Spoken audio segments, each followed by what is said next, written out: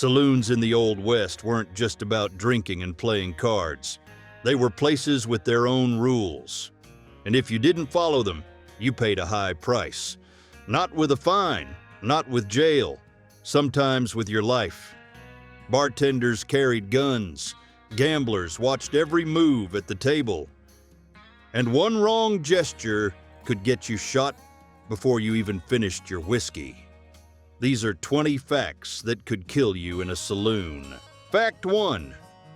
You couldn't sit with your back to the door. In the Old West, sitting with your back to the entrance of a saloon was basically signing your death sentence. Seasoned gunfighters like Doc Holliday knew enemies could show up without warning. The rule was simple. Always face the door so you can see who's coming in. Wild Bill Hickok followed that rule his whole life. The guy was one of the most feared shooters in the West, survived shootouts, duels, and ambushes for years. But on August 26, in a saloon in Deadwood, the only open seat at the poker table had his back to the door. He hesitated, asked to switch seats, but no one gave it up. He sat down anyway. Minutes later, Jack McCall came in from behind and shot him in the head. The hand Hickok was holding became known as the dead man's hand. Aces and eights. Fact 2. You couldn't touch another man's hat. In the Old West, a hat wasn't just something to keep the sun off. It was part of who you were. Picking up, moving, or even touching a stranger's hat without permission was seen as an insult, as serious as getting slapped in the face in public. And we're not talking about a simple argument. There are real records of men who were killed for exactly that. It might sound like an overreaction by today's standards, but it makes sense once you understand the context. Back then, there wasn't a courthouse on every corner, and there weren't cops patrolling the streets. What a man truly had was his reputation. If someone disrespected you in front of others and you didn't respond, the message was clear. Anyone could do the same. So that gesture that seems silly was actually a direct test of authority. And in the West, tests like that usually ended badly. Fact 3. You couldn't refuse a round that was offered. In Old West saloons, when someone set a whiskey in front of you, you drank it. End of story. Refusing was like telling the guy to his face that he wasn't worth your company. In a place where a man's honor mattered more than money, that was basically an invitation to a fight. And we're not talking shoving matches. In towns like Dodge City, records from the time show that turning down a drink caused more trouble than cheating at poker. The rule was simple. Take the glass, keep the peace. Didn't matter if you were already drunk or if you didn't even like drinking. That sip was a silent agreement between two men. It was your way of saying you respected the people there. In a lawless territory, that small gesture could be the difference between walking out or being carried out. Fact 4. In the Old West, there was a rule nobody wrote down, but everybody followed. You didn't ask where someone came from or what their real name was. It wasn't in any law code. It was a silent agreement between men who knew that curiosity could cost you your life. Towns like Tombstone and Dodge City were full of people who'd left trouble behind. Civil War deserters, men running from arrest warrants, husbands who'd abandoned entire families.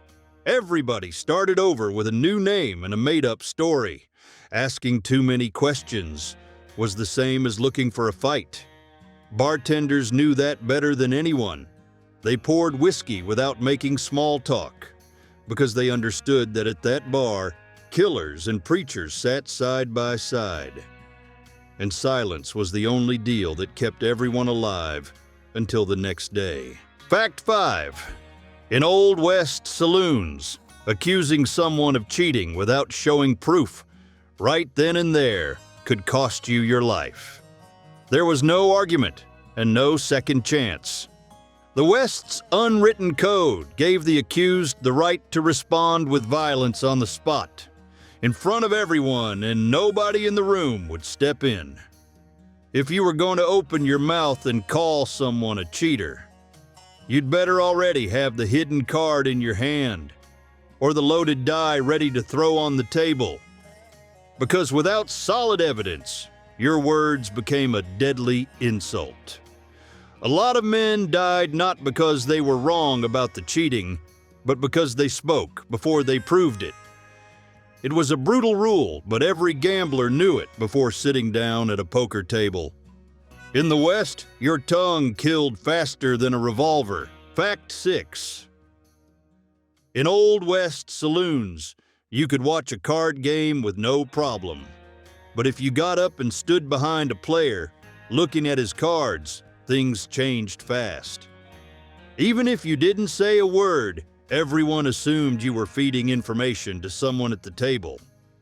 At faro tables, which were some of the most popular back then, the floor had specific markings showing where spectators could stand. All it took was one step outside that spot for the dealer to stop everything. The game would freeze right away, and every eye in the room would turn to you. In that silence, you had seconds to explain yourself. And depending on who was playing, a bad explanation could cost you a whole lot more than just getting kicked out of the saloon. Fact 7. In the Old West, how long a horse stayed tied up to a hitching post could cause trouble for its owner. A lot of towns had rules about it. If the animal spent too long standing in the sun without water, the sheriff could fine the guy or even lock him up. But the detail most people don't know is something else.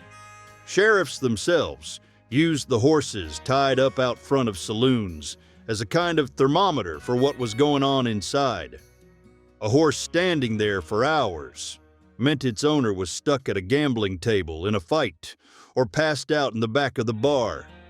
It was a silent warning sign.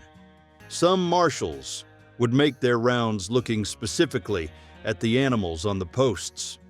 If they recognized the horse of someone known for causing trouble, they'd go in ready. The animal outside was telling a story its owner inside didn't even realize he was telling. Fact 8. In Old West saloons, there was a rule most people today don't know. If two men started a fight, nobody around them got involved. Didn't matter if you knew one of them. Didn't matter if you thought one of them was wrong. Stepping into that situation automatically meant taking a side. And taking a side when nobody asked you to was the same as painting a target on your back. The only person who could step in was the bartender. The saloon was his territory, and keeping order there was part of the job. Everyone else just backed off, ordered another drink, and waited for it to play out before making any move. Sounds strange, but that logic saved lives. In a place where just about everyone carried a gun, the smart move was simply to mind your own business. Fact 9. A lot of people think that in the Old West, the sheriff was the one in charge. Not always. In a lot of towns, the real power was in the hands of the saloon owner. This guy controlled the money moving through the area, paid armed hired guns, and often even bankrolled the sheriff's own campaign. In other words, the law depended on him. Causing trouble inside his place wasn't just bad manners. It was picking a fight with the man who decided who stayed and who disappeared from town. He didn't need a courthouse to settle things. One word from him, and you could lose credit, a job, and even protection. In towns like Dodge City and Tombstone, saloon owners were consulted before political decisions. The bartender poured the drinks, but the man in the back was the one who enforced the order. Fact 10. Here's something that goes against everything you've seen in the movies. Towns like Dodge City and Tombstone had laws banning guns inside the city limits. That's right. Once you crossed into town, you were required to hand your revolver over to the sheriff or leave it at the hotel. Anyone caught armed on the streets could be arrested or fined. And you know the famous gunfight at the OK Corral in 81? It started for that exact reason. The Clanton brothers refused to turn in their weapons like the law required. Wyatt Earp and his allies went to enforce that rule. The result was 30 seconds of gunfire that went down in history. The issue was never whether the law existed. It did. The real problem was something else: who actually had the power to enforce it in a land where authority depended on who drew faster. Fact 11. In the Old West's mining towns, gold dust worked as money, but nobody accepted it without checking the weight right there. Every saloon had a scale on the bar, and your payment was weighed in front of you. Now here's the part most people don't know. Bartenders would purposely grease up their fingers. When they handled the gold dust, a small amount would stick to their hands. Not enough for anyone to notice in a single transaction. But multiply that by dozens of customers every night, and you get the idea. By the end of the week, that buildup of gold turned into a pretty nice profit. It was a quiet theft happening right in front of everyone. Nobody tossed gold on the bar and walked away. If you did, you'd end up paying a lot more than you should for your drink. Fact 12. In Old West saloons, the bartender wasn't just the guy pouring whiskey. He was the one who really held all the information in that place. He knew who owed money, who was armed, who had beef with who, and who was lying about their real identity. Calling that guy a liar in front of everyone was a mistake that could cost you. Not necessarily with a bullet, but in a way that was almost worse. He could simply refuse to serve you, spread the word that you were trouble, and make sure no other saloon in town would take you in. In a lot of small towns, losing access to the saloon meant losing access to deals, news, and even a place to stay. The bartender controlled all of that without ever needing to raise his voice. If you understood the rules, you kept quiet and drank in peace. Fact 13. In Old West saloons, most shootouts didn't start with words. They started with a gesture. In a place where just about everyone carried a revolver, there was a rule nobody had to explain. If you touched the grip of your gun during an argument, that was taken as a statement. Didn't matter if you were just adjusting your holster or scratching your waist. The guy across the table wasn't going to stop and ask what you meant. He was going to react. And reacting in the West meant drawing first. Historians who studied records from sheriff's offices and newspapers from the time found something that surprises a lot of people. Most deadly confrontations in saloons didn't have any verbal threat before the first shot. It all happened because someone moved their hand the wrong way at the wrong time in front of the wrong person. Fact 14. In 880, the war had been over for 15 years, but inside Western saloons, that topic was still alive like embers under ash. A lot of men drinking side by side at the same bar had fought on opposite sides.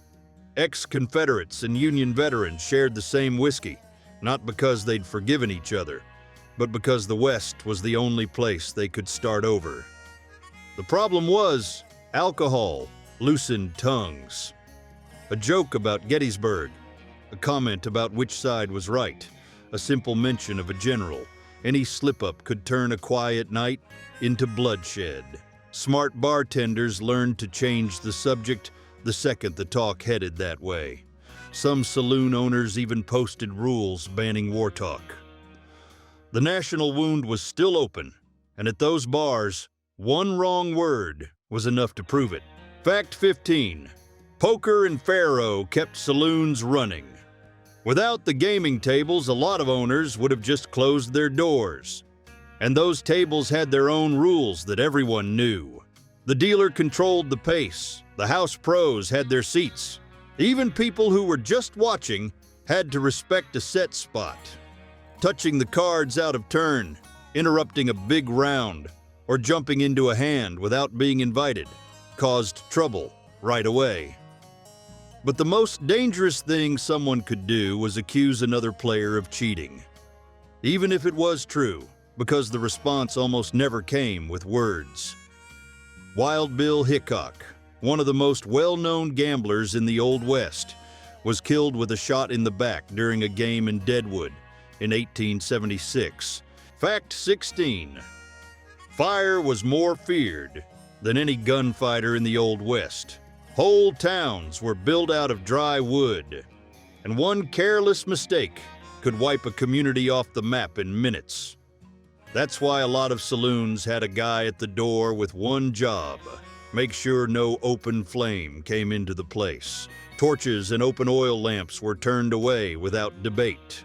Only closed lanterns were allowed, and there was a good reason for all that fear. The Great Chicago Fire in 1881 destroyed more than 17,000 structures and left 100,000 people homeless. That shook the whole country. Now, imagine Western towns where just about everything was made of wood and there was no fire department. A saloon catching fire could take the whole block with it in minutes. Prevention wasn't being picky. It was survival. Fact 17. In Old West saloons, women weren't there just to serve drinks or dance. They were the center of the business. Dancers, companions, backroom workers. They all brought money straight into the owner's pocket. And because of that, they had real protection. Mess with one of them without permission, don't pay what you agreed on, or cause a scene. You weren't just offending the woman. You were costing the boss money. And the response came fast, usually with force. But here's the part nobody talks about. Those women heard everything. Every conversation, every drunk confession, every hidden debt. They knew who owed who was running from the law, and who was planning what. In a place where information was worth as much as gold, they had more power than anyone realized. Fact 18. In an Old West saloon, you could find a preacher sitting next to a wanted killer. Cowboys, miners, professional gamblers, sheriffs, and fugitives shared the same bar. And you know what kept that from turning into a bloodbath every night? A rule nobody had to write down: mind your own business. Staring down a stranger was the same as asking for a fight. Asking what was going on at a card table could cost you. Jumping into a conversation without being invited, that was already reason enough for someone to draw a gun. There was no courthouse in there. Justice was immediate. The guy who lasted the longest in a saloon wasn't the toughest or the fastest on the trigger. It was the one who knew when to stay quiet, look at his own glass, and act like he didn't see anything. Fact 19. Inside an Old West saloon, there was a rule nobody had to explain twice. If you jumped up and ran out the door, you'd just created a serious problem. Everyone inside took that as a sign of danger. Maybe an ambush, maybe the law showing up, maybe someone about to start shooting. In seconds, hands went to holsters, and men took cover behind tables and the bar. A simple guy who just remembered he'd left his horse untied could end up getting shot in the back before anyone even understood what happened. So the rule was clear. You walked, always, even if you were in a hurry, even if you were scared to death. How fast you moved told everyone in there what your intention was. Fact 20. Skipping out on a tab in an Old West saloon wasn't just shameless. It was risking your life. With no bank, no judge, no working court system, the bar owner had one option: handle it right then and there. Men were followed, cornered, and in extreme cases, killed over debts worth just pennies. Not because of the amount, because of the principle. In a place where a written contract didn't mean anything, your word was everything. and breaking your word had a physical, immediate consequence. A lot of people think the danger of the Old West was in the famous shootouts, but most men who died back then didn't fall in a duel.